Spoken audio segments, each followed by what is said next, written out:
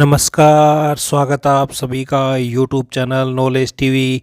हरियाणा आज 17 दिसंबर दोपहर 2:30 बजे तक हरियाणा से 9 बड़ी खबरें सामने आ रही हैं।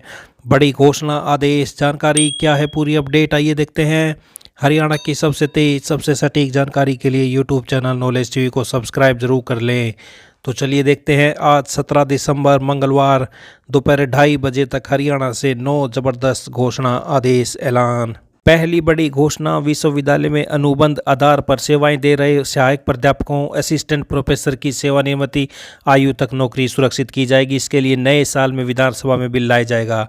किसी सहायक प्राध्यापक को नहीं हटाया जाएगा। तो मुख्यमंत्री नायब सैनी ने बड़ा बयान दिया है, किसी सहायक प्राध्यापक को नहीं हटाया जाएगा। प्रदेश में अनुबंधित सहायक प्राध्यापकों की नौकरी नए साल में होगी सुरक्षित, विधानसभा में लाया जाएगा बिल। तो ये बड़ी अपडेट। 2 दशक तक अस्थायी तौर पर सेवा दे चुके कर्मचारियों को हरियाणा सरकार नए साल से पहले नियमित करने का तोहफा देने जा रही है। उन्हें नियमित करने के लिए कैडर पदों के सृजन को 28 नवंबर को मुख्य सचिव ने मंजूरी दे दी है। 2 सप्ताह में नियुक्ति पत्र जारी के साथ ही वित्तीय लाभ भी दिया जाएगा। तो ये आप देख सकते हैं, बड़ी अपडेट। 20 साल अस्थायी तौर पर काम करने वालों को 2 सप्ताह में करेंगे नियमित। तो हरियाणा सरकार ने सौंपी जानकारी, मुख्य सचिव कैडर पद सृजित करने की दे चुके अनुमति, वित्त विभाग से भी मंजूरी। आइए अगली बड़ी घोषणा देखते हैं। किसानों को अब अपनी फसलों को जल्दबाजी में औने पौने कीमतों में बेचने की जरूरत नहीं पड़ेगी।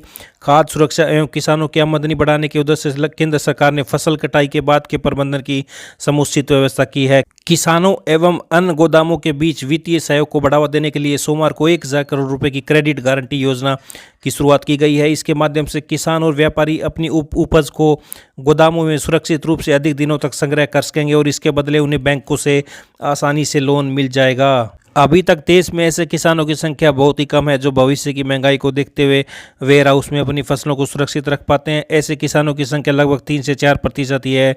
बाकी सब कारोबारी हैं जो गोदामों में अनाज रखकर महंगा होने पर बेचते हैं और मुनाफा कमाते हैं। नई योजना के लागू होने से किसानों को बैंकों से कर्ज लेने के लिए गोदामों में रखे उपज के अतिरिक्त किसी अन्य संपत्ति को गिरवी नहीं रखना पड़ेगा। गोदाम की रसीद ही लीगल गारंटी का काम करेगी। योजना का फायदा सबसे अधिक छोटे एवं सीमांत किसानों को मिलेगा। इससे ग्रामीण क्षेत्रों में नकदी का प्रवाह भी होगा। तो मजबूरी में फसल बेचने की नहीं पड़ेगी जरूरत।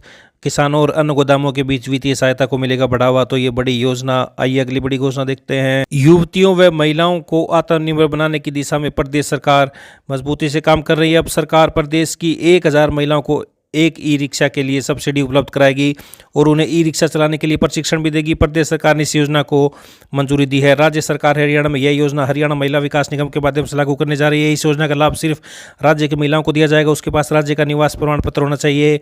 सरकार जिन महिलाओं को ई रिक्शा के लिए सब्सिडी उपलब्ध कराएगी उनमें 400 बीपीएल परिवार से संबंधित युवतियां व महिलाएं होंगी, जबकि 100 विधवा और बाकी 500 दूसरे वर्ग की महिलाएं होंगी।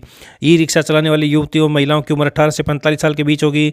प्रदेश सरकार ने बीपीएल परिवार से संबंधित लाभार्थी परिवारों की आय सीमा 1,80,000 और दूसरी जातियों की आय सीमा 3 लाख रुपये तय की है। विधवा महिलाओं के लिए आय सीमा की कोई शर्त नहीं रखी गई है। तो बीपीएल परिवारों को 50% मिलेगी सब्सिडी। ई रिक्शा खरीद के लिए बीपीएल परिवार और विधवा महिला को 50% सब्सिडी प्रदेश सरकार की ओर से दी जाएगी और दूसरे वर्ग की महिलाओं व लड़कियों को 30% सब्सिडी दी जाएगी। इस योजना के तहत 10 दिन ई रिक्शा चलाने का प्रशिक्षण दिया जाएगा। लाभार्थियों के चुनाव के लिए पहले आओ पहले पाओ का प्रावधान रखा गया है। तो प्रदेश सरकार ने राज्य की महिलाओं को आत्मनिर्भर बनाने के लिए उठाए कदम। 1000 महिलाओं को दी जाएंगे ई रिक्शा चलाने का प्रशिक्षण भी राज्य सरकार देगी। तो ये बड़ी घोषणा आई। अगली बड़ी खबर देखते हैं। हाईवे पर गलत दिशा में वाहन दुलाने वालों की अब खैर नहीं है। पुलिस वाहन चालकों पर भारी जुर्माने के साथ एफआईआर भी दर्ज करा रही है। तो यमुनानगर से पुलिस पिछले 3 दिन में अब तक 20 वाहन चालकों के खिलाफ अलग अलग थानों में मुकदमे दर्ज करा चुकी है। तो गलत दिशा में वाहन चलाकर किसी की जान को खतरा पहुंचाते हैं तो उसे दंडित किया जाएगा। 5000 रुपये तक के अर्थदंड का प्रावधान भी है। तो गलत दिशा में वाहन चलाने पर अब जुर्माने के साथ दर्ज होगा केस। तो ये बड़ी अपडेट आई। अगली बड़ी घोषणा देखते हैं। प्रदेश के मुख्यमंत्री नायब सिंह सैनी अपने धन्यवादी दौरे के दौरान विधानसभा स्तर पर खुले दरबार भी लगाएंगे। खुले दरबारों में लोगों की समस्याओं का समाधान होगा और मौके पर मौजूद पुलिस व प्रशासनिक अधिकारियों से जनता की समस्याओं का समाधान नहीं करने पर जवाबदेही तय की जाएगी। तो खुले दरबार लगाएंगे सीएम। शिकायतों पर अफसरों से ही मौके पर ही जवाबदेह होगी। कल से शुरू होने वाले धन्यवादी दौरों का प्रारूप तैयार। विकास परियोजनाओं का उद्घाटन भी होगा। तो इन विधानसभा क्षेत्रों के कार्यक्रम हो चुके हैं तैयार। मुख्यमंत्री 18 दिसंबर से अपना धन्यवादी दौरा शुरू करेंगे। मुख्यमंत्री 18 दिसंबर को सायं 3 बजे पंचकुला के कालका पहुंचेंगे और कार्यकर्ताओं तथा जनता का आभार जताएंगे। 19 दिसंबर को कैथल जिले के पुंडरी विधानसभा मुख्यमंत्री का 22 दिसंबर को हिसार के उकलाना में, 23 दिसंबर को 11 बजे करनाल की इंद्री, कुरुक्षेत्र की पिहोवा विधानसभा में 2 बजे पहुंचकर जनता का धन्यवाद देंगे। 25 दिसंबर को रेवाड़ी की कोसली, 26 दिसंबर को मुख्यमंत्री के 2 कार्यक्रम होंगे, करनाल की असंध विधानसभा तथा 2 बजे गुरुग्राम की सोना विधानसभा। 27 दिसंबर को 11 बजे हिसार की नलवा, 2 बजे बंदगढ़ विधानसभा में धन्यवादी दौरा करेंगे। 29 दिसंबर को जींद की नरवाना विधानसभा में पहुंचेंगे। तो ये आप देख सकते हैं खुले दरबार लगेंगे, लोगों की समस्याओं को मौके पर ही हल किया जाएगा। आइए अगली बड़ी घोषणा देखते हैं। प्रदेश में अब सभी सरकारी स्कूलों में विद्यार्थी सुबह प्रार्थना सभा में अखबार पढ़ते नजर आएंगे। इतना ही नहीं, विद्यार्थी अपनी पसंद का समाचार प्रार्थना सभा में पढ़कर अपने विचार भी रख सकेंगे। तो अपनी पसंद का समाचार प्रार्थना सभा में पढ़कर अपने विचार रख सकेंगे विद्यार्थी। सरकारी स्कूलों के बच्चे प्रार्थना सभा में पढ़ेंगे अखबार। तो ये बड़ी अपडेट आई। अगली बड़ी घोषणा देखते हैं।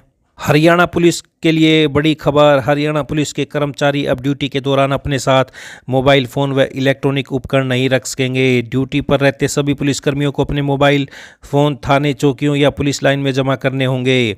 सिर्फ इंचार्ज को अपने साथ मोबाइल रखने की छूट दी जाएगी। आवश्यकता पड़ने पर पुलिसकर्मी अपने प्रभारी के मोबाइल से अपने परिजनों से बात कर सकेंगे। पुलिस महानिदेशक की ओर से इस संबंध में आदेश जारी कर दिए गए हैं। पत्र में ड्यूटी के दौरान मोबाइल रखने पर प्रतिबंधों के कारणों का हवाला देते हुए कहा गया है कि मोबाइल या इलेक्ट्रॉनिक डिवाइस के इस्तेमाल से पुलिसकर्मियों का ध्यान भटकता है।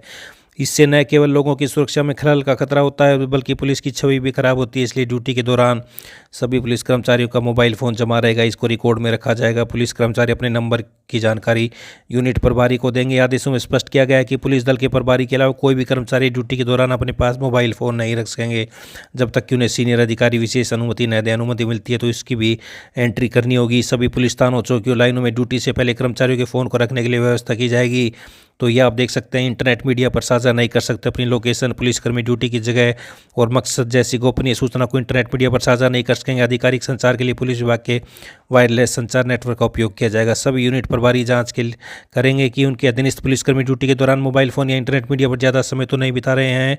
तो ये आप देख सकते हैं, आवश्यकता पड़ने पर पुलिस टीम के प्रभारी के मोबाइल से संपर्क कर सकेंगे अपने परिजनों से बात।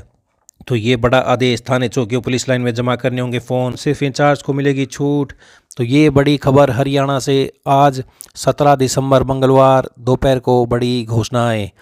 तो ये थी हरियाणा से दोपहर 2:30 बजे तक की आज की बड़ी घोषणा, आदेश, ऐलान। हरियाणा की हर छोटी से बड़ी जानकारी, योजना, घोषणा, आदेश सभी की जानकारी के लिए यूट्यूब चैनल नॉलेज टीवी को सब्सक्राइब जरूर कर लें। सब्सक्राइब करने के बाद घंटी बेल आइकन का बटन ज़रूर दबाएं ताकि अगली वीडियो का नोटिफिकेशन आपके पास पहुंचता रहे। घंटी नहीं दबाई तो अगली वीडियो का नहीं पता चलेगा कब अपलोड की गई है। तो सब्सक्राइब करने के बाद बेल आइकन ज़रूर प्रेस करें। तो इस अपडेट में इतना ही। इस वीडियो को ज़्यादा से ज़्यादा लाइक करें, शेयर करें, कमेंट करें ताकि ज़्यादा से ज़्यादा लोगों के पास यह जानकारी पहुंच सके। तो हरियाणा की इस अपडेट में इतना ही। दोपहर 2:30 बजे तक की बड़ी घोषणा। मिलते हैं अगली बड़ी घोषणाओं के साथ। धन्यवाद।